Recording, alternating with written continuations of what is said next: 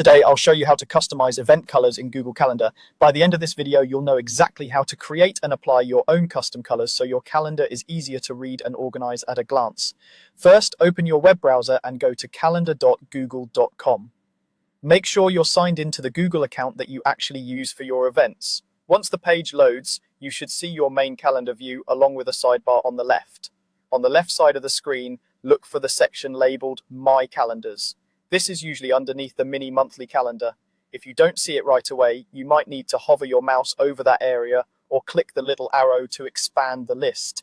Under My Calendars, you'll see the calendars associated with your account, including your main calendar where most of your events live.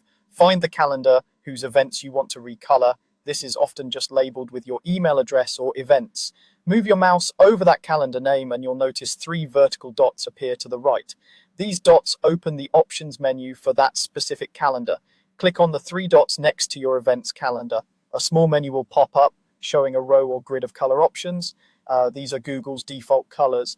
Right next to these preset colors, you'll see a plus icon. This is where you can create your own custom color. Instead of using one of the default ones, click on the plus icon.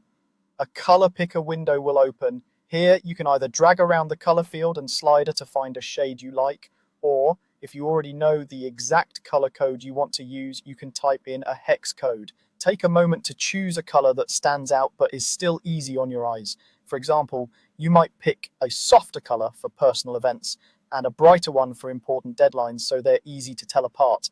Once you've selected the shade you want, confirm your choice. Then click Save to apply this custom color to that calendar. After you save, all existing events on that specific calendar will automatically update to use your new custom color, and any new events you create on that calendar will use it as well. If the color doesn't seem to change right away, try refreshing the page. You can repeat this same process for any other calendars in your My Calendars list, creating different custom colors for work, personal tasks, shared calendars, and more.